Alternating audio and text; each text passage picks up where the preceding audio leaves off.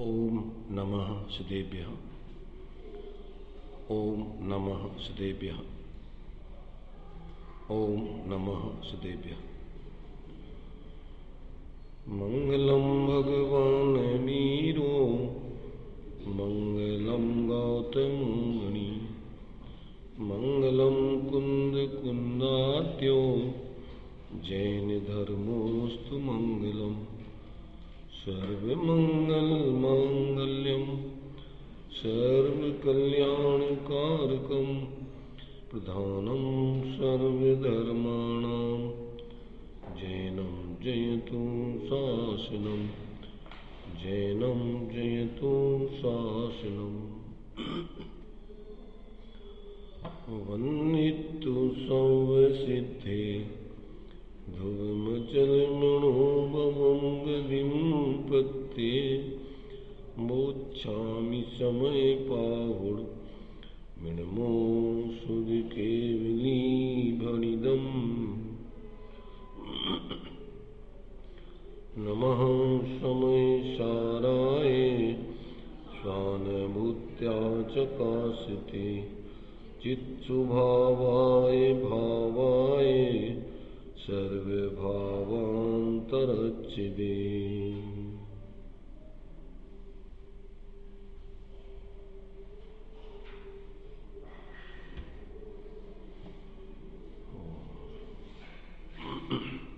समय सार जी ग्रंथ 108 गाथा तक की चर्चा अपनी कल हो गई थी।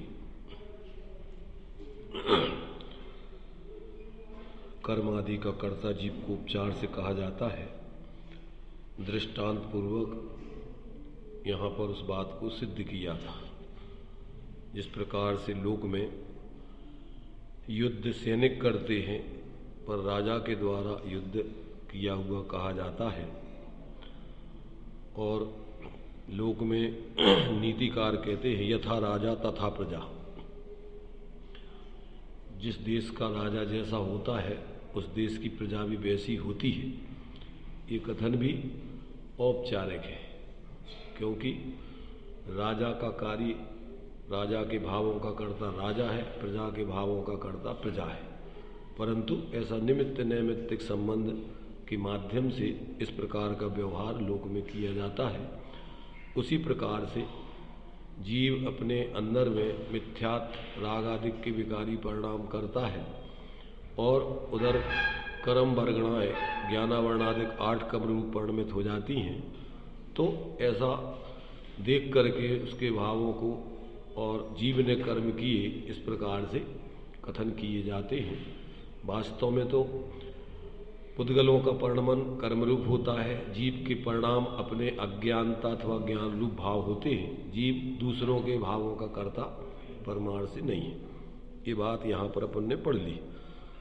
अब आगे एक कलश दिया है आचार्य अमृतचंद देव ने, वो आगे की गाथाओं का सूचक है। तो इसमें क्या कहते हैं?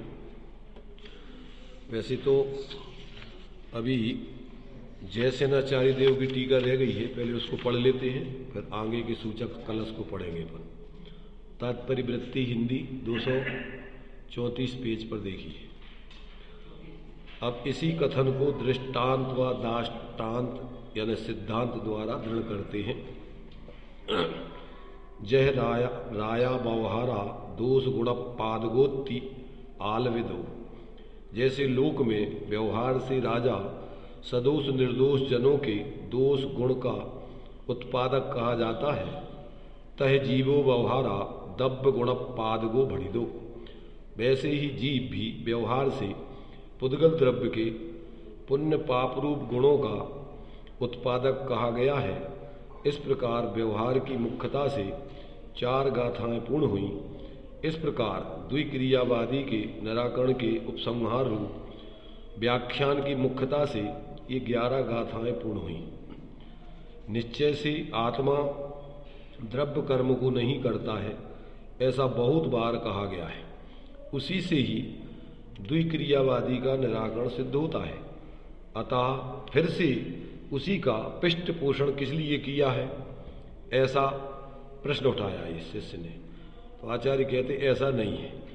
हेतु और हेतु मत भाव को बताने के लिए बार बार कथन करने में दोष नहीं है।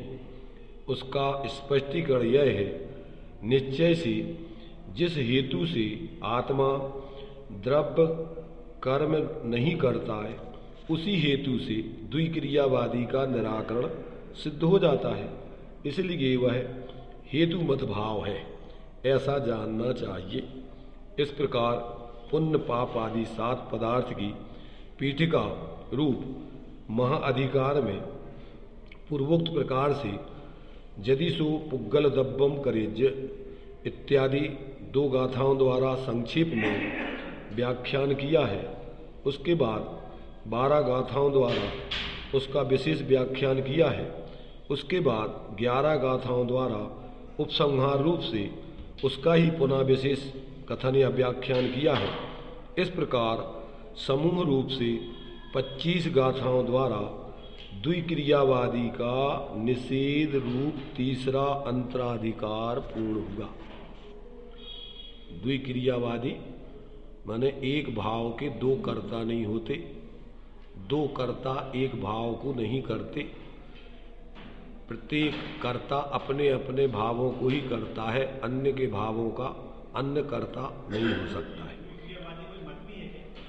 वो तो सबरे मिथ्या दृष्टि सबरे मत है भाई, एक मिथ्या दृष्टि के सारे मत होते, इसलिए अलग से मत हो या ना हो, मत भी होते हैं।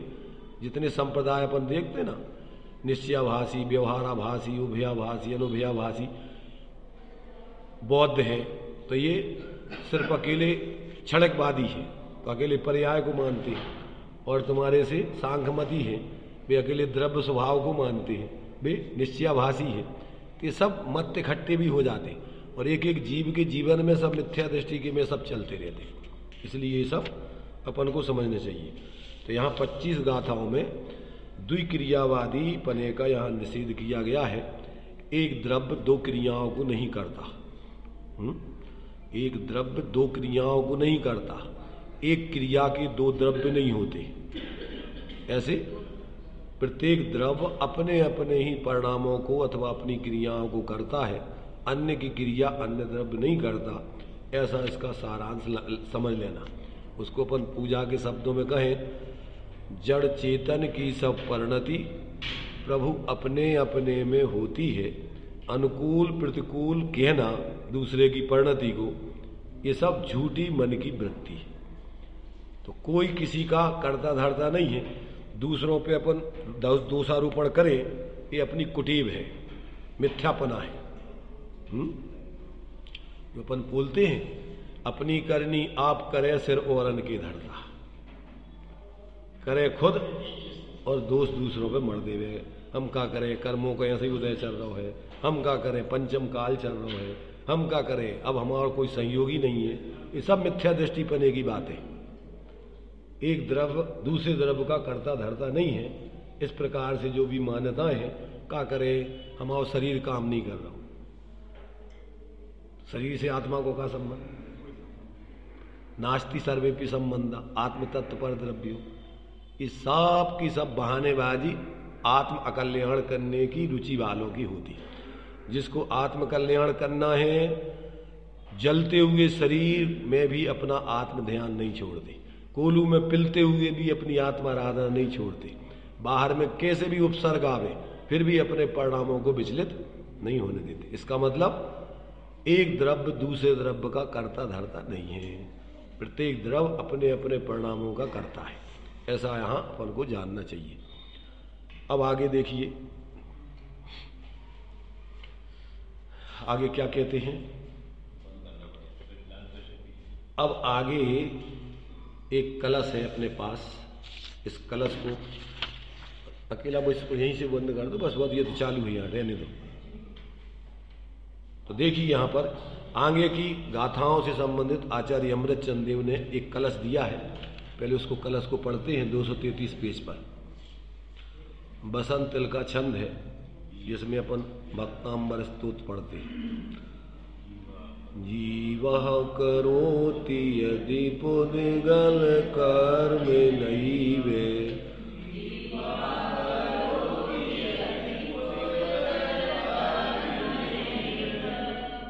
कस्तर्हि तत्कुरुत इत्यभिशङ्क्य नैव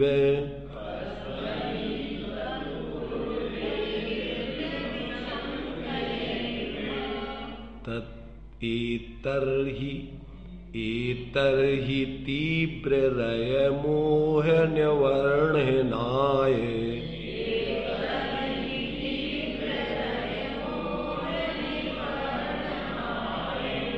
संकीर्यते तृणुत उद्गल कर्म कर्त्री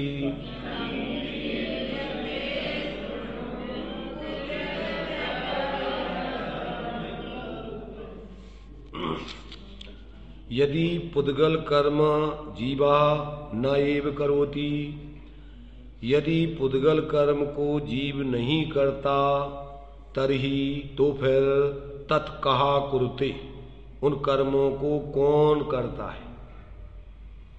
इस शिष्य का प्रश्न है। इति अभिशंकया एव, ऐसी आशंका करके इतरही, अब तीव्र अयम मोह निवर्हणाय, तीव्र वेग वाले मोह का, कर्तृत्व कर्मत्व के अज्ञान का नाश करने के लिए यह कहते हैं कि पुद्गल कर्म कर्त्री संकीयते, पुद्गल कर्म का कर्ता कौन है? शृणुत, इसलिए हे ज्ञान के इच्छुक पुरुषों अब इसे सुनो। ये तो आगे गाथाओं का पूर्व भूमिका के रूप में कला से, अब गाथाओं में आचार्य कुंद देव ने जो कौन करता है कर्मों को उसका स्पष्टीकरण किया है। देखिए गाथाएं 4 है लगातार, 9 से 12 तक, 109 से 12 तक। सामान्य पच्चया खलु चौरो भण्णन्ति बंद कतारो,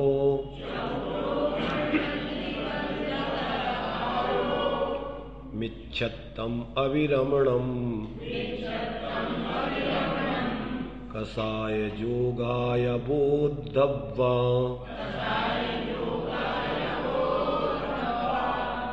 तेसिं पुणो विया इस्तिमो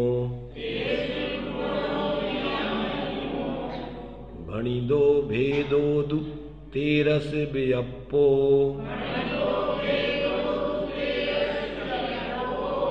मिच्छा दिट्ठी आदि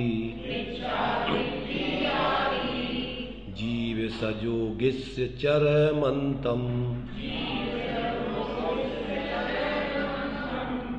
एदे अचेदना खलु पोगल कमुदय संभवा जम्हा,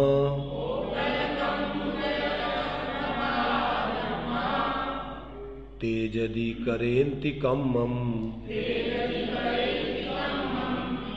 नविते सिम वेद गो आदा, गुण सन्निधातु एदे कम्मम कुब्बन्ति पच्चया जम्हा,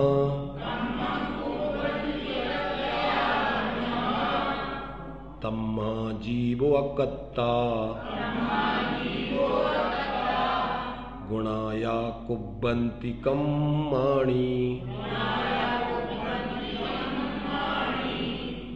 अब यह कहते हैं कि पुद्गल कर्म का कर्ता कौन है, ये इन 4 गाथाओं में स्पष्टीकरण है। उसका हिंदी है, सामान्य प्रत्यचारणी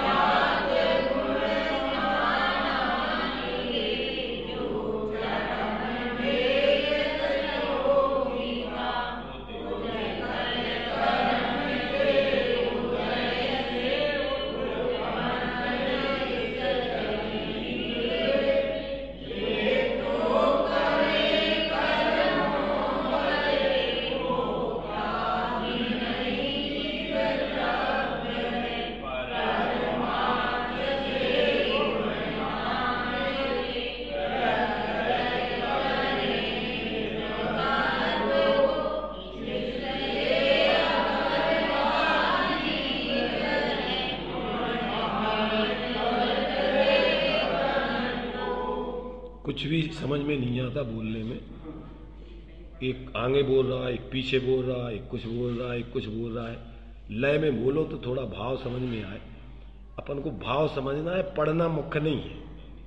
इसलिए ज़्यादा हो तो एक लाइन पुरुष बोले, पुरुष का और महिलाओं का मेल नहीं खाता। वे अपनी तरीके से बोलते ही अपने तरीके से बोलते। चलिए, अपन को इसका मूल भाव समझना है। बोलना महत्वपूर्ण नहीं है, अपन को विषय को, भाव को समझना महत्वपूर्ण है। इसलिए अपन ज़्यादा बोलने पर व्यक्तिगत महत्व न दें, उसकी लय बने, उसका स्पष्ट भाव आए और अपन को विषय समझ में आए कि क्या बोला जा रहा है। देखिए इस कहाँ पे, कहाँ पर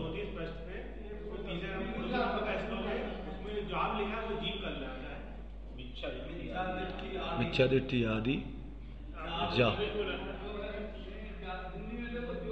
नहीं, क्या है देखो यहाँ पर, ये मिथ्या दृष्टि यावत है, वो यावई है, वो जीव नहीं है। ये वो यावत है, वो जीव नहीं है, वो याव है, यावत। जीव बोला था, गलत हो गया होगा, चलो कोई बात नहीं, अपन लगा लेना उसको। जीव को निकल लिया, नहीं नहीं जाव है वो, ठीक है। चलिए अब समझ लेंगे। यहाँ पर देखिए अपन सामान्य प्रत्यय चार निश्चय बंध के कर्ता कहे, मिथ्यात अरु अविरमण जोग कसाय ये ही जानने। चत्वारा चार सामान्य प्रत्यय खलु निश्चय से, बंद कर्तारा बंद के कर्ता कहे जाते। फिर उन्हीं का दर्शा दिया यह भेद 13 प्रकार का, मिथ्यात गुणस्थान आदि ले जो चरम भेद संयोगी का। फिर क्या करते हैं कि ये जो चार सामान्य से प्रत्यय कहे हैं बंद के, फिर उन्हीं के भेद किए जाएं अगर, तो वे मिथ्यात अविरमण तथा कसाय योग, ये चार सामान्य से प्रत्यय हैं। और फिर उनका यह 13 प्रकार का भेद कहा गया है।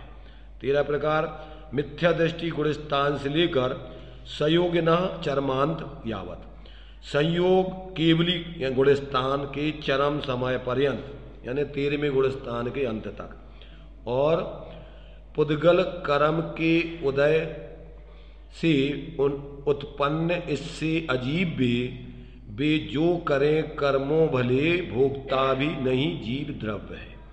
तो यह प्रत्यय गुणस्थान जो कि निश्चय से अचेतन है, क्योंकि पुद्गल कर्मोदय संभवा, पुद्गल कर्म के उदय से उत्पन्न होते हैं। वे यदि कर्म करते हैं तो भले करें, परमार्थ से गुण नाम के प्रत्यय करें इन कर्म को, तिससे अकर्ता जीव है गुणस्थान करते कर्म को। तो क्या कह रहे हैं कि पुद्गल कर्म के उदय से उत्पन्न होते हैं वो, इसलिए कर्म करते हैं तो भले करें बंद को, उनका कर्मों का भोक्ता भी आत्मा नहीं है, क्योंकि यह गुण नामक प्रत्यय यानी गुणस्थान नामक प्रत्यय कर्म करते हैं। तस्मात इसलिए जीव तो अकर्ता, कर्मों का अकर्ता है, चा और गुण ही कर्माणि कर्मों को कुर्वन्ति करते हैं। क्या सिद्ध कर रहे कि कर्म को करने वाले कर्म हैं और जीव कर्मों का कर्ता नहीं है। अभी अपन ने इसके पहले पढ़ा था कि ज्ञानी ज्ञान भाव करे, अज्ञानी अज्ञान।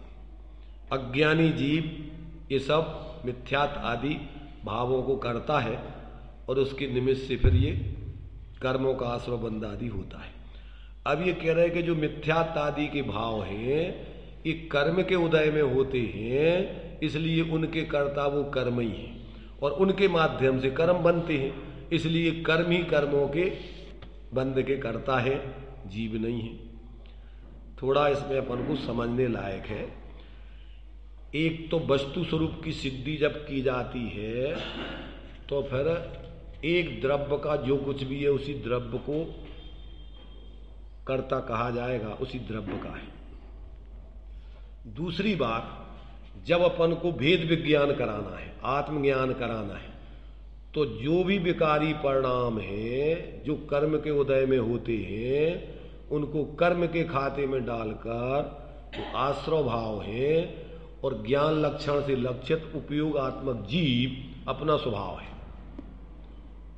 क्या होता है जो आगे की गाथाओं में देते हैं, उपयोग में उपयोग है, उपयोग में क्रोध आदि ना।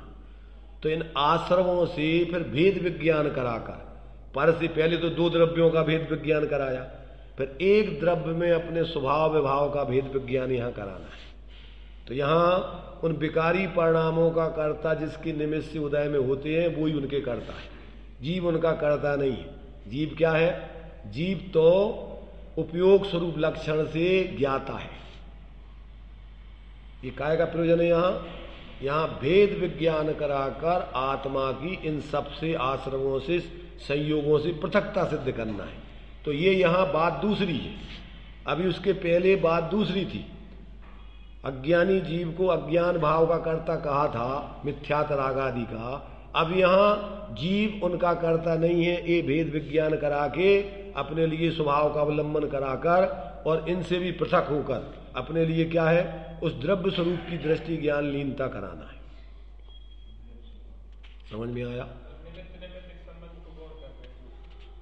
तो यहां अपने लिए आत्मा का स्वभाव बताना है। आत्मा का मूल स्वभाव जो लक्षण दूसरी ढाल पड़ते, चेतन को है उपयोग रूप, चिन्ह मूरत बिन मूरत अनूप, पुद्गल नव धर्म अधर्म काल, इनते न्यारी है जीव चाल।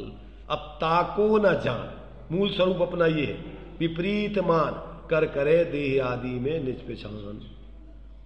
तो यहां बात अब दूसरी है, एक ही बात को अनेक तरीके से स्पष्ट किया जाता है, उसका प्रयोजन दूसरा है। वहां जो सर्वथा, अभी यहां जैसनाचार्य स्पष्ट करेंगे कि एकांत से जो आत्मा को कर्मों का अकर्ता मानता है वो मिथ्या दृष्टि है। अभी इसी में प्रश्न उत्तर उठा के इन्हीं की जो तात्पर्य वृत्ति है इसी में इन्होंने वो प्रश्न उठाया है फिर कि अगर ये जो है इनका कर्ता जीव नहीं है तो एकांत से अकर्ता, फिर संसार का अभाव सिद्ध होगा इसमें। तो आगे अपन अब पढ़ेंगे अपन, तो इसका जो है अपन अभी खुलासा पढ़ेंगे। अभी तो अपन सामान्य से जो हम इस बात को बता रहे हैं, अभी अमृत चंद्राचार्य देव की टीका के माध्यम से अपन इसको समझ रहे हैं। तो ये बात समझ में आ गई कि ये कर्म माने ये जितने भी मिथ्यात से लेकर पहले गुणस्थान से लेकर 13वें गुणस्थान तक सामान्य से 4 प्रत्यय बतलाए, मिथ्यात, अवरति, कसाय और जो प्रमाद छोड़ दिया है। प्रमाद कसाय में गर्भित हो जाता है, अवरतियों कसाय में दोनों में प्रमाद गर्भित हो जाता है। इसलिए कहीं 4 लेते हैं तत्वार सूत्र में, मिथ्यात, अवरति, प्रमाद, कसाय, योग, बंध, हेतुवा। बंध के हेतु वो ही 5 प्रत्यय लिए। जीव बंध का करता नहीं, उपयोग लक्षण वाला जीव जो द्रव्य रूप से अपना आत्मा का स्वभाव वो करता नहीं। तो अब यहां पर सामान्य से 4 और विशेष से 13 प्रत्यय। 13 प्रत्यय कौन से? पहले गुणस्थान से लेके 13वें गुणस्थान तक जो 13 प्रत्यय हैं वे कर्मों के कर्ता हैं। देखिए टीका पढ़ते, वास्तव में पुद्गल कर्म का पुद्गल द्रव्य ही एक करता है। क्या कह रहे? वास्तव में पुद्गल कर्म का पुद्गल द्रव्य ही एक करता है। उसके विशेष मिथ्यात, अवरति, कसाय और योग बंध के सामान्य हेतु होने से 4 करता है। उन्हीं के भेद करने पर मिथ्या दृष्टि से लेकर संयोग केवली पर्यंत 13 करता है। 13वें गुणस्थान में भी संयोग केवली करता है कर्मों के। अब जो पुद्गल कर्म के विपाक के प्रकार काहे अब जो पुद्गल कर्म के विपाक के प्रकार होने से अत्यंत अचेतन है। पुद्गल कर्म के विपाक अनुभव कराने की सामर्थ्य जो पुद्गलों में होती है, वे अत्यंत अचेतन है। ऐसे यह तेरा कर्ता ही मात्र व्यापक भाव से यदि कुछ भी पुद्गल कर्म को करें तो भले करें, इसमें जीव का क्या आया, अर्थात कुछ नहीं आया। जीव क्या है? जीव ज्ञान स्वभावी जीव इन कर्मों का कर्ता नहीं है। कौन है इनका कर्म कर्ता? कि ये पुद्गल के द्वारा हुए जो भाव है, मिथ्यात्वरति कसाय योग, यही उनके कर्ता है।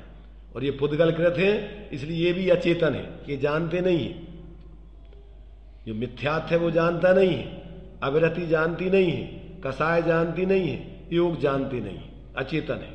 और जीव ज्ञाता है, जानता है, इसलिए जीव इनका कर्ता नहीं है। यहां स्वभाव दृष्टि कराना है। क्या कराना है यहां? आत्मा का स्वरूप क्या है? आत्मा का स्वरूप उपयोग स्वरूप, जानना देखना, चेतन को उपयोग रूप, चिन्ह मूरत बिन मूरत अनूप, पुद्गल नव धर्म अधर्म काल, इनते न्यारी है जीव चाल, ताको न जान विपरीत मान कर करे देह आदि में निज पहचान। अपने को शरीर आदि मानो, या अपने को सुखी दुखी मानो, या अपने को क्रोधी मानी मायाचारी लोभी मिथ्या दृष्टि मानो, ये सब संसार का कारण है।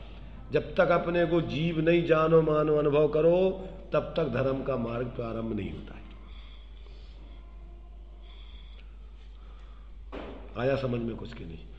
अकेले कल्पनाओं में नहीं, अनुभव की बात चल रही। यहां ध्यान रखना, ज्यादातर लोग सामान्य से अपन तो जीव ही हैं, और ये शरीर आदि नहीं है, जीव ही तो हो, पर अकेले विकल्पों के लिए नहीं, अनुभव के लिए जीव हो। वास्तव में जीव का मूल स्वरूप वही है, पर जब तक ऐसा जो अपन 17वीं 18वीं गाथा में पढ़ते कि आबाल गोपाल सबको जानने में आत्मा ही आता है, ऐसा होने पर भी आज तक उसने अपने जीव को नहीं जाना।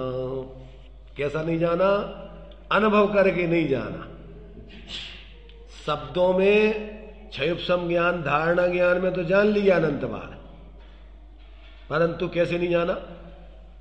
अभेद होकर के अनुभव करके उसको नहीं जाना, इसलिए मिथ्यात्वादि का नाश नहीं हुआ। कैसे जानना? कैसे जानना? पहले तो निर्णय करके जानना। जिस भांति प्रज्ञा छेनी से पर से विभक्त किया, उसी भांति प्रज्ञा छेनी से अरे ग्रहण करो। तो पहले तो सविकल्प दशा में निर्णय, और फिर निर्विकल्प होकर उसका अनुभव। और जब तक निर्विकल्प अनुभव नहीं होता, तब तक मिथ्यात गलता नहीं, टलता नहीं, मिथ्यात का नाश नहीं होता है। तो ज्यादातर लोग या तो जानकारी करके संतुष्ट होते हैं, या इसको जानते नहीं है, बाहर में ही लगे रहते हैं त्याग ग्रहण में। घर छोड़ दो, परिवार छोड़ दो, साधु बन जाओ, व्रत ले लो, नियम ले लो, ये खाओ वो खाओ, शुद्ध, इसमें लगे रहो। पर अंदर में जो अपन को खाना है, अपने शुद्ध स्वरूप का अनुभव करना है, जो अपना भोजन है, उसका कोई लक्ष्य नहीं।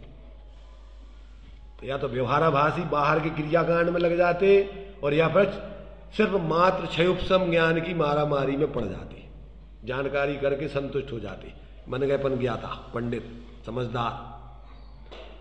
इस प्रकार से भ्रमित लोग अनादिकाल से भटक रहे हैं। पहली चीज तो विषय कसायों में लगे हुए, उनको टाइम ही नहीं है धर्म करने का, न त्यागी वृत्ति बनते हैं, न स्वाध्याय करते। पहले तो ये सामान्य जनता तो खाने पीने से उनको फुर्सत नहीं है, कमाने से। कितने लोग हैं जो धर्म के क्षेत्र में आ रहे हैं अभी सुनने ही को, अभी बाहर में त्याग निवृत्ति कितने लोग कर रहे हैं? इतने कितनी करोड़ जनता है भारत में? 130-35 करोड़। उसमें से कितने लोग हैं इस मार्ग में आने वाले, चाहे वो व्यवहाराभासी हो और चाहे स्वाध्याय वाले निश्चयाभासी। अरे गिनती के चुने लोग, तो वो भी बहुत मुश्किल है। ये तो इसमें भी धर्म नहीं है, संप्रदाय खड़े करके मात्र अकेला स्वाध्याय कर लिया और संतुष्ट हो गए, या मात्र बाहर की त्याग में निवृत्ति में लगे हुए, वे भी सब आभासी लोग हैं। जब तक ऐसा एकत्व भक्त आत्मा का निर्णय करके अभेद रूप से जिस ज्ञान से अपन ने भिन्नता की उसी ज्ञान से अभिन्नता करना है। अपने ज्ञान पर्याय को अपने उस अभेद ज्ञायक में लीन करके निर्विकल्प अनुभूति, वहां से मोक्ष का मार्ग चालू होता है।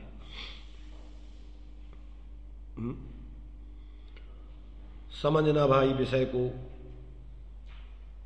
क्योंकि बहुत प्रकार के लोग हैं, बहुत प्रकार के अपनी कल्पनाएं हैं उनकी, शास्त्र वो ही हैं, पर उसके क्या क्या अर्थ करना है और करके वो इन्हीं शास्त्रों से आभासी बनते हैं, नया मिथ्यात्व ग्रहण करते हैं। तो क्या कह रहे आचार्य देव यहां पर कि सामान्य से इन कर्मों के 4 प्रत्यय हैं। कर्मों के कर्ता के 4 प्रत्यय हैं और विशेष रूप से 13 प्रत्यय है। पहले गुणस्थान में 4 प्रत्यय बंध के हेतु हैं, दूसरे गुणस्थान में 3, दूसरे गुणस्थान से चौथे गुणस्थान तक 3 प्रत्यय कर्म के हेतु हैं, बंधन के। मिथ्यात्व का उदय नहीं है अभी दूसरे, तीसरे, चौथे गुणस्थान में। 6वें गुणस्थान तक 2 प्रत्यय बंध के हेतु हैं। नहीं, 3 ही है अभी। तो यहां पर देखो, पहले गुणस्थान में 4 प्रत्यय हैं। अब रह गया कौन से? आवृत्ति, प्रमाद, कसाय। चौथे गुणस्थान तक 2 प्रत्यय है। चौथे गुणस्थान तक 3 प्रत्यय है, आवृत्ति है, समझ रहे ना? दूसरे, तीसरे, चौथे में 3 प्रत्यय है और 5वें में 1 देश त्याग होता है। इसलिए आंशिक अवृत्ति, आदि अवृत्ति, आदि विरति है। 2.5 प्रत्यय है। 5वें गुणस्थान में 2.5 प्रत्यय बंध का हेतु है। 6वें गुणस्थान में 2 प्रत्यय बंध के हेतु है और 7वें से लेकर 10वें तक 2 ही चलेंगे। 6वें से लेकर 10वें तक कितने हैं? 2 प्रत्यय हैं। कितने प्रत्यय हैं? 6वें से लेकर 10वें तक 2 प्रत्यय बंध के हेतु है और 11वें, 12वें, 13वें गुणस्थान में 1 प्रत्यय बंध का हेतु है। बस 13वें गुणस्थान तक ये बंध के प्रत्यय है। तो जो उसको अपन दूसरे शब्दों में कहें, जो कर्म के उदय में होने वाले विकारी भाव हैं, वे बंध के प्रत्यय हैं। आत्मा ज्ञान स्वरूप उपयोग लक्षण से लक्षित द्रव्यपने से बंध का हेतु नहीं है। वो ही अपन दूसरी तरीके से कहें, विशेष रूप से वही आत्मा पर्यार्थिक नय से बंध का कारण है।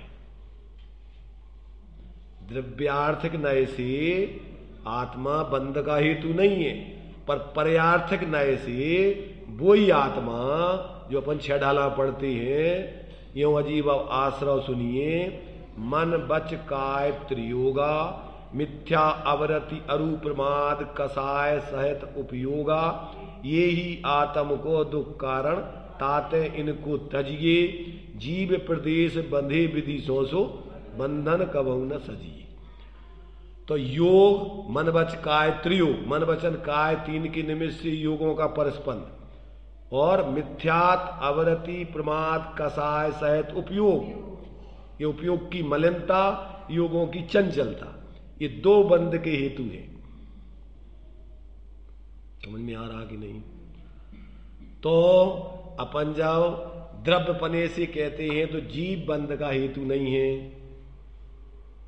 कौन सा जीव? जीव माने जो ध्रुव, जिसको अपन एक पक्ष है उसका, नित्य रहने वाला। तो नित्य रहने वाले पक्ष की दृष्टि से आत्मा करता नहीं है, जिसको अपन द्रव्य दृष्टि कहते हैं। काय से करता है? पर्यायार्थिक नय से, अशुद्ध पर्यायार्थिक नय से, वो भी शुद्ध नहीं।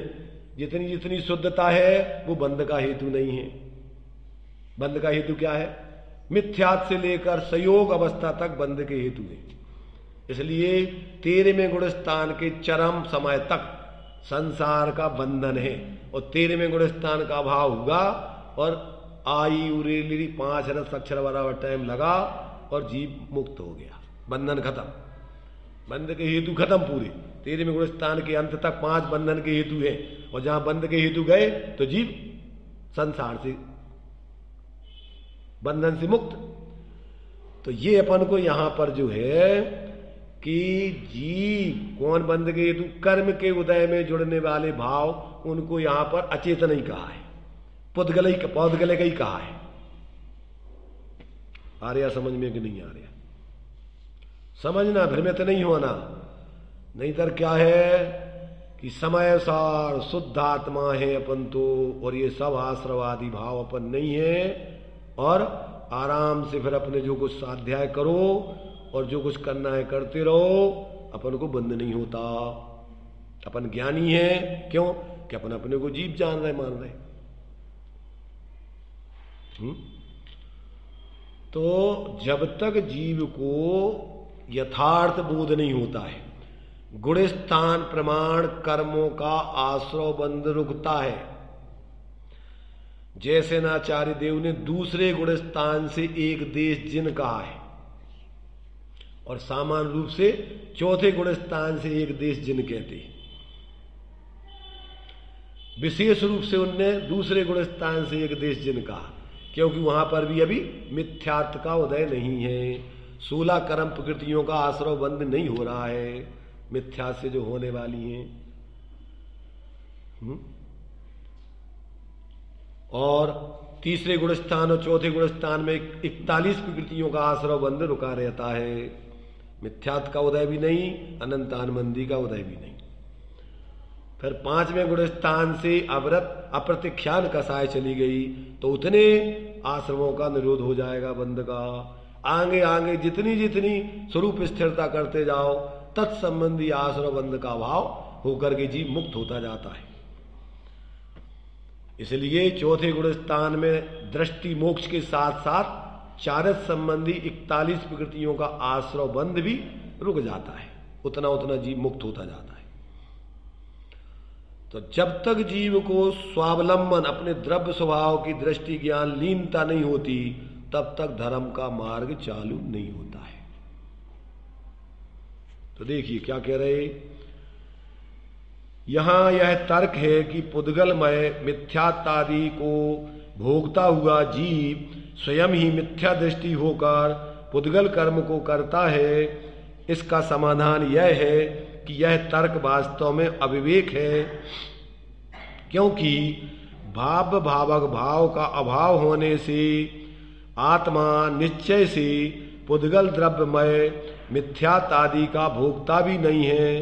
तब फिर पुद्गल कर्म का कर्ता कैसे हो सकता है? इसलिए यह सिद्ध हुआ कि जो पुद्गल द्रव्यमय 4 सामान्य प्रत्ययों के भेद रूप 13 विशेष प्रत्यय हैं, जो कि गुण स्थान, गुण शब्द से यानी गुण स्थान नाम से कहे जाते हैं, वही मात्र कर्मों को करते हैं। इसलिए जीव पुद्गल कर्मों का अकर्ता है, किंतु गुण ही उनके कर्ता हैं, और वे गुण तो पुद्गल द्रव्य ही हैं। इससे यह सिद्ध हुआ कि पुद्गल कर्म का पुद्गल द्रव्य ही एक कर्ता जानना।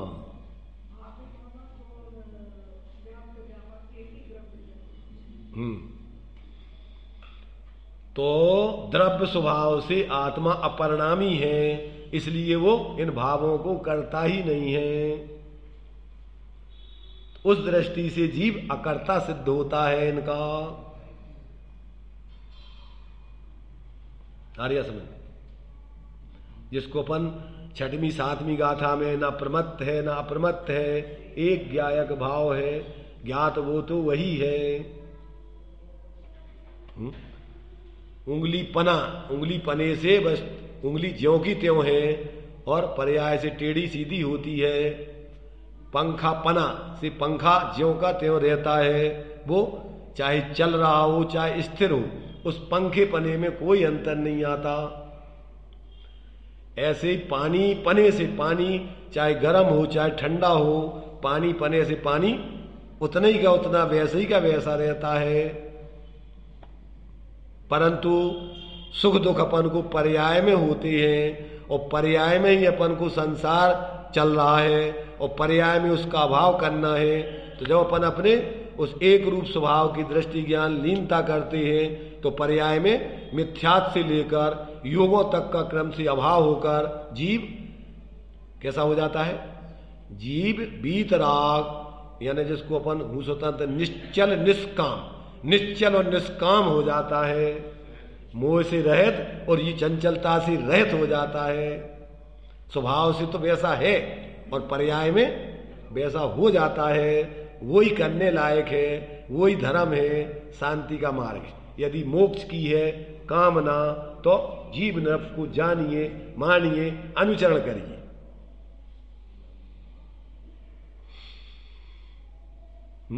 बाकी बाहर में तो अपना कुछ है ही नहीं, सब कपोल कल्पनाओं में जीवन बर्बाद हो रहा है।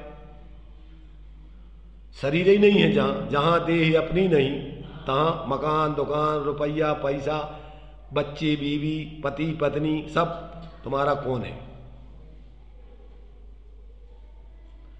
और रात दिन अपना तो अभी तो अपनी पर्याय छोड़ो, अभी तो परद्रव्यों में ही 24 घंटे जीवन बर्बाद होता है। क्या अकेले शास्त्र पढ़ लेने से शांति नहीं मिलती है?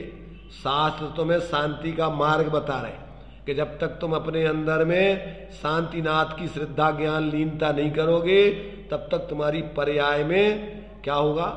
पर्याय की मलिनता और चंचलता दूर नहीं हो सकती, मोह का नाश नहीं होगा और आकुलता का नाश नहीं होगा। जितना जितना अपने स्वरूप का गुणस्थान प्रमाण अवलंबन करते जाओगे उतनी उतनी शांति आपके जीवन में प्रकट होती जाएगी पर्याय में। अब देखो अपन कितने गुणस्थान में आगे बढ़ गए। इतने दिनों से अपन धर्म कर रहे हैं, स्वाध्याय कर रहे, कौन से गुणस्थान में पहुंच गए? स्कूल में भर्ती हुई तो पहली क्लास से कौन सी क्लास में पहुंच गया वो?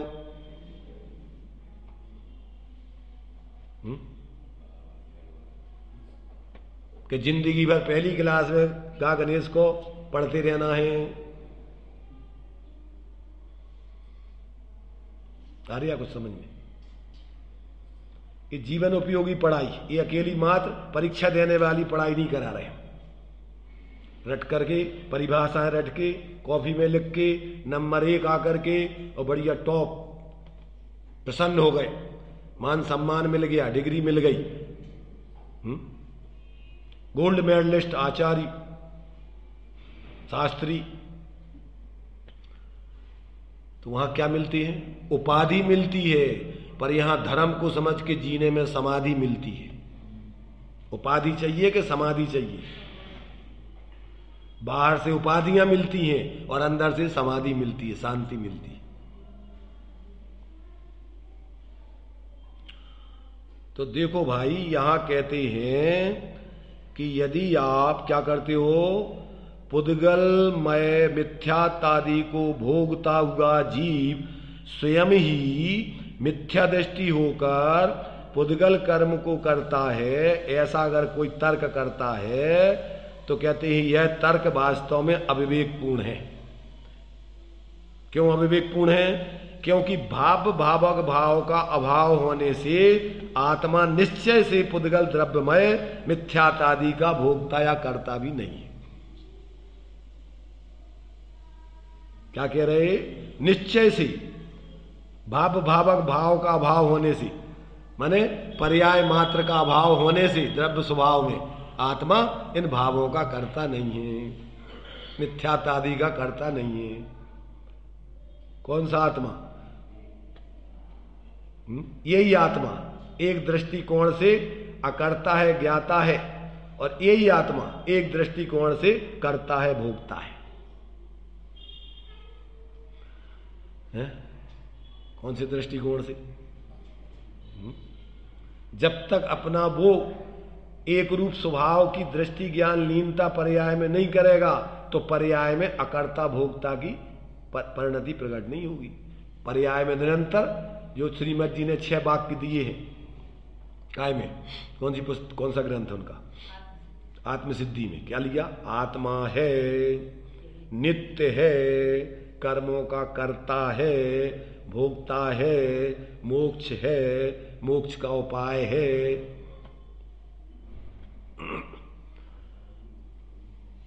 तो आत्मा है पहली बात, फिर नित्य है द्रव्य दृष्टि, फिर कर्मों का कर्ता भोगता है पर्याय दृष्टि, फिर मोक्ष है और मोक्ष का उपाय है संबंध निर्जरा और मोक्ष। कर्मों का कर्ता भोगता आश्रव बंध, सातों तत्वों की सिद्धि की है उसने। इसलिए अकेले एक तत्व रूप नहीं मान लेना।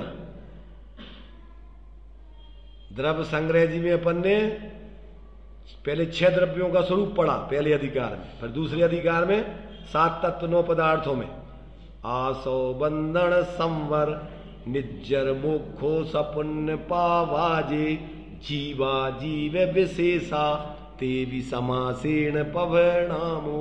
ये कौन की अवस्थाएं हैं? ये सातों अवस्थाएं जीव और अजीव दोनों की। आश्रव, बंध, संवर, निर्जरा, मोक्ष, पुण्य और पाप, जीवाजीव विशेषा। अजीब में पुद्गल, धर्म धर्म आकाश काल नहीं।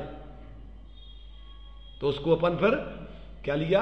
द्रव्य, आश्रव, बंध, संवर, निर्जरा, मोक्ष, पुण्य और पाप। द्रव्य माने पौद्गलिक, और भाव, द्रव्य, भाव, आश्रव, बंध, संवर, निर्जरा, मोक्ष, पुण्य और पाप जीव के परिणाम।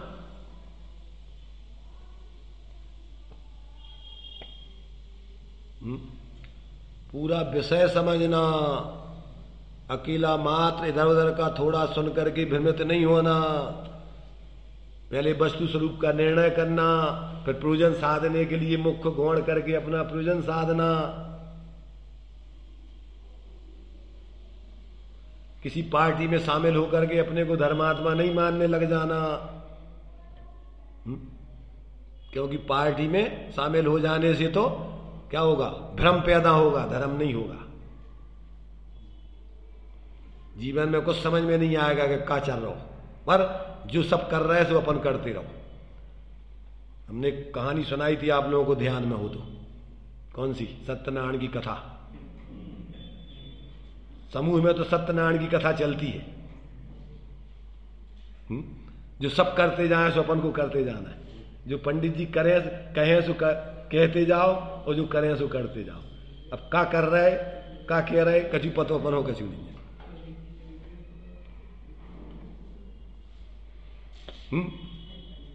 हो रहा धर्म के नहीं? सत्यनारायण की कथा बच रही कि नहीं?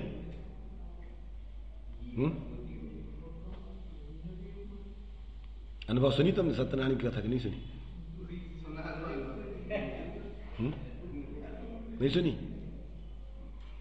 भाई हिंदुओं में जो है कम से कम साल में एक बार सत्यनारायण की कथा हर व्यक्ति को करानी चाहिए।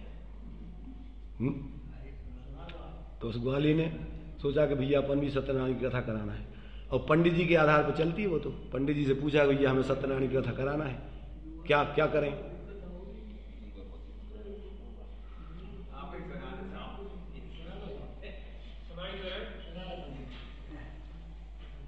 तो कि भैया क्या करें कि सामग्री पंडित जी को तो अपनी अपनी व्यवस्था पूर्ति करना है। लिख दई सामग्री ले जाने अपनों सब समेट के, लिख दो ये चीजें ले आओ बाजार से। ले आया। अब क्या करने साहब? नहा धो के तैयार हो जाओ। और उसकी पत्नी ने आंगन लीप लिया अपना कथा करने के लिए। गांव के मोहल्ला के लोग भी बुला लेते हैं थोड़े सुनने के लिए। अब क्या करें साहब? कुछ नहीं, बैठ जाओ कि हम जो बोले तुम बोलते जाना, हम जो चढ़ाए तुम चढ़ाते जाना। ठीक है। उनने पूजा चालू करी। ओम ह्रीम श्री विष्णु देवाय नमः, ओम विष्णु देवाय नमः, अर्घम नृपान्ति स्वाहा, अर्घम नृपान्ति स्वाहा। ओम ह्रीम श्री विष्णु देवाय नमः, जलम जलम चढ़ा, जल चढ़ा। जल चढ़ा, तू चढ़ा। अरे मूर्ख तुझसे कह रहे हैं, अरे मूर्ख तुझसे कह रहे हैं। पंडित जी सबके सामने बेइज्जती होने लगी। पंडित जी गुस्सा आया, उसने पकड़ के बाल हिला दिए। वो भी उठा, उसने पकड़ के, वो तो ग्वाला था, उसने अच्छे जोर से भमोड़ दिए। पंडित जी गुस्सा आया तो एक लापड़ा लगा दिया, उसने भी खींच के मारा। पंडित जी लौट गए और फिर खड़े हो गए दोनों और गत्थम गत्था। अब वो ग्वालिन देख रही और रो रही। तो वो ग्वाला कहता है कि भगवान तू क्यों रो रही है? सत्यनारायण की कथा चल रही है, तू रो रही, अपशगुन कर रही, तो क्यों रो रही तू? उससे पूछा तो कि हम तो इसलिए रो रहे हैं कि तुम पहले ही बता देते कि पूरे आंगन में होगी सत्यनारायण की कथा, तो हम पूरे में लीप देते। अब बिना लिपे में चल रही जाके इसलिए हम रो रहे हैं कि बताओ इतनी पवित्र कार्य और बिना लिपे में हो रहा। मतलब ये है कि बिना समझे भाव भाषण के किसी के पीछे लग जाने से धर्म नहीं होता है। जब तक खुद समझ करके कि हम का बोल रहे, का कर रहे, इससे का लाभ हो रहा हो, ये नहीं समझेंगे, तब तक धर्म नहीं होने। भ्रम में और बल्कि और अधर्म ज्यादा होता है धर्म में। इसलिए ये धर्म मात्र किसी के पीछे लग जाने से, किसी भीड़ में शामिल हो जाने वाला नहीं है। ये धर्म तो होश पूर्वक, अंदर में ज्ञान पूर्वक अपने स्वरूप की आराधना करते हुए, मोह राग देश का क्रम से अभाव करते हुए, अतीन्द्रिय आनंद भोगते हुए, ऐसा अंदर में अनुभव करते हुए जीने का मार्ग है।